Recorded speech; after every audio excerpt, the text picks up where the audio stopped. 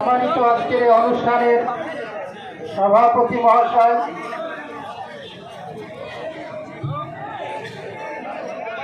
আজকের এই অনুষ্ঠানের ইমাম মুয়াজ্জিন অর্গানাইজেশনের মাননীয় সভাপতি অলিউল্লাহ বিশ্বাস মহাশয়, এখানে উপস্থিত আমাদের কালু ভাই আছেন, মৌলানা হাবিব সাহেব আছেন, আমার পাশে দাঁড়িয়ে মুফতি সাহেব আছেন, আরও ওলামা সমাজ আছেন, আমার খুব স্নেহভাজন এবং প্রীতির এক বন্ধনে আবদ্ধ এক মানুষ আব্দুল হালিম সাহেব, সম্মানীয় লেকচারার আমতলা কলেজ, আপনারা যারা আমার গুরুজন, বয়স জ্যেষ্ঠ বয়স কনিষ্ঠ, আপামর জনসাধারণ মাইকের আওয়াজ যারা শুনছেন, বাড়িতে বসে ঠেকে বা এই মাহফিলে প্রত্যেককে শ্রেণীগতভাবে বিনম্র শ্রদ্ধা এবং স্নেহ জানিয়ে আমি আমার ক্ষুদ্র বক্তব্য আপনাদের সামনে পরিবেশন করার চেষ্টা করব।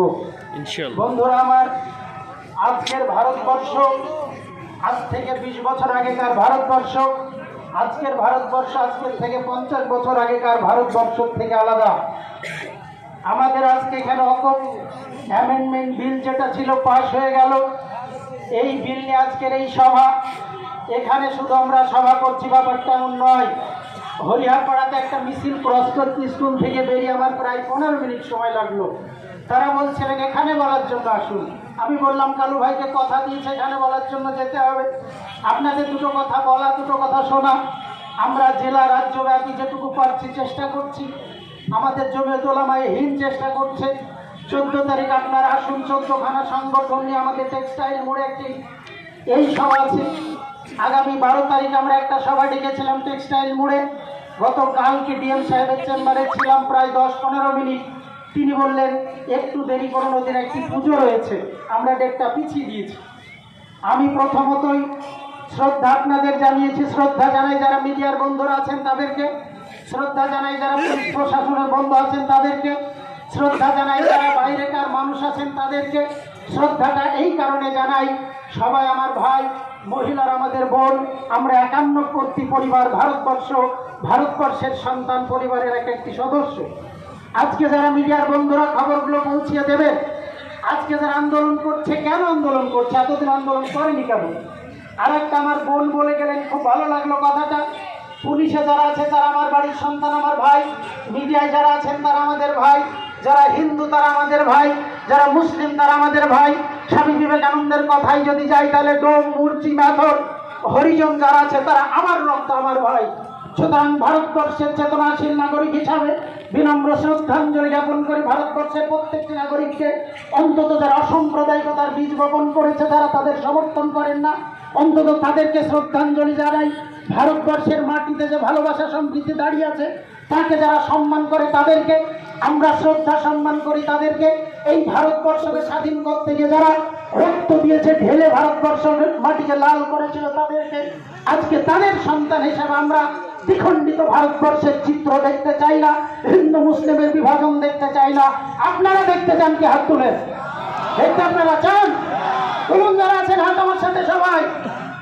এক বাক্যে ত্রিমোহনীর মাঠের প্রত্যেকটি নাগরিক আমরা ভারতবর্ষের বিজাতি তত্ত্বের বীজ দেখতে চাই না, ভারতবর্ষের হিন্দু মুসলিমের বিভাজন আমরা দেখতে চাই না। আজকে আমাদের দেশের ওকফ বোর্ড অ্যামেন্ডমেন্ট বিল প্রথমেই 24 সাল পার করে 25 সালে পাস হয়েছে এমনটা নয়। ওকফ অ্যামেন্ডমেন্ট বিল পাস হয়েছে একবার 12 সালে, একবার পাস হয়েছে 24 সালে, একবার পাস হয়েছে 22 সালে, একবার পাস হয়েছে 14 সালে। 1995 সালে সুগঠিত আইন হয়েছিল। তারা ইংরেজ গভর্নমেন্ট আমাদের এই ওকফ বিল নিয়ে তারা বিভিন্ন ধরনের আইন কানুন তৈরি করে দিয়েছিল। ভারতবর্ষের ওকফের ইতিহাসে আমরা এরকম কোন আন্দোলন দেখিনি। কেউ করেছেন বলতে পারবেন? আপনারা বলতে পারবেন না। ওকফ নিয়ে যারা পড়াশোনা করেছেন বা করছেন, এরকম আন্দোলন হয়নি। আজকে আন্দোলন হচ্ছে। আজকে আন্দোলন কেন হচ্ছে, কোন কারণে হচ্ছে, সেটা জানা জরুরি, একান্তভাবে জরুরি। দুর্ভাগ্য হলেও সত্য এটাই, আমার জাতি মুসলমান, যাদের ওকফের আইনটা ফরজের আকারে জানার কথা ছিল, যাদের ওকফের আইনটা ধর্মীয় বিধানের মতো করে জানার দরকার ছিল, তারা ওকফটাকে জানে না। চাকরি করা আমার মুসলমান ভাই সেও ভালো করে জানে না। এমএ পাস, বিএ পাস ছেলে সে ওকফ কাকে বলে জানে না। ওকফের প্রপার্টি সম্পত্তি আইন যখন আমরা তুলে ধরছি, তারা বলছে হাই এতদিন আমরা জানিনি কেন। আমার একটা কথা মনে পড়লো, ভগিনী নিবেদিতা লিখতে গিয়ে একটা জায়গায় বলেছিলেন, ভারতবর্ষের ইতিহাসটাকে মুসলমান জাতি যদি ধর্মগ্রন্থ মুখস্থ করে না পড়ে, ধর্মগ্রন্থের মতো করে যদি ইতিহাসটাকে না জানে, আগামী দিনে ভারতের মুসলমানরা তাদের অধিকার সম্বন্ধে তাদের অধিকার বুঝে নিতে পারবে না, জেনে নিতে পারবে না।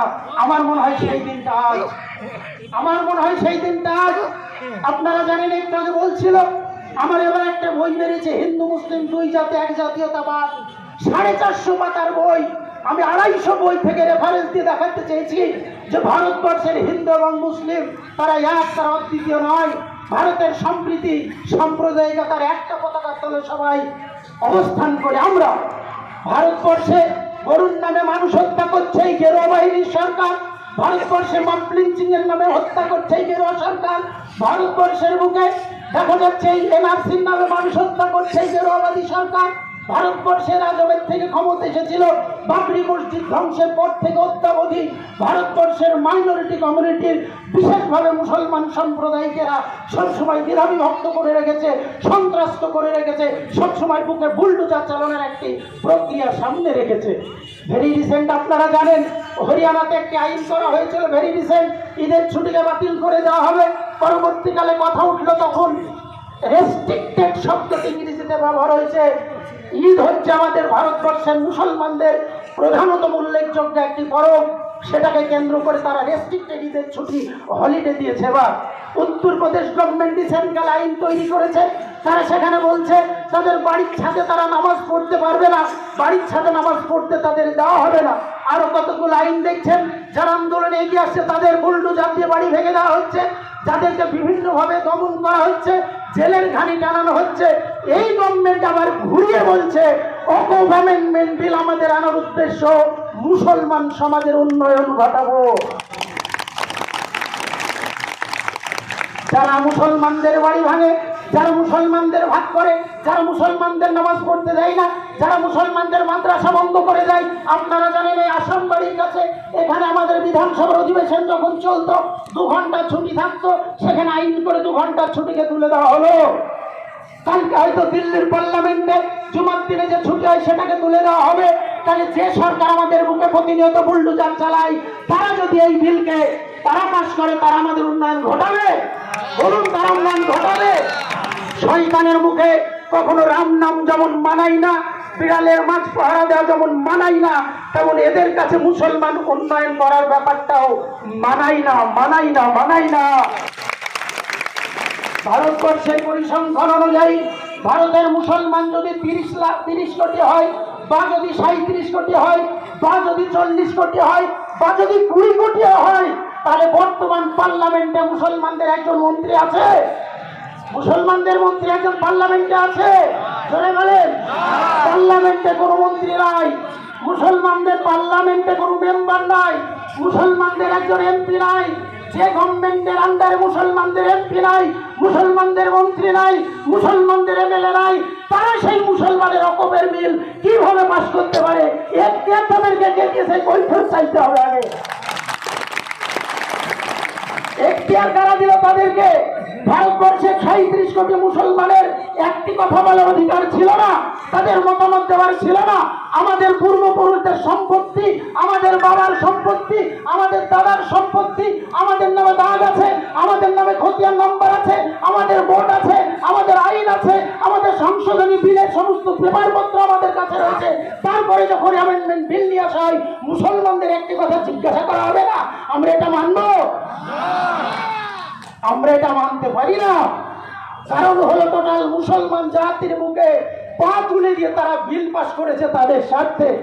কেন বিল পাস করা হয়েছে?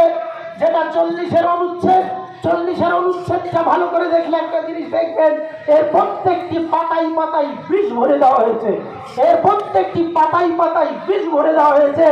40-এর অনুচ্ছেদে বলা হয়েছে মুসলমানদের অকপ প্রপার্টি মুসলমানদেরকে প্রমাণ করতে হবে। দিল্লির জামা মসজিদ অকপ প্রপার্টি, কিন্তু তৎকালীন যুগের দলিল আজ আমাদের কাছে নেই।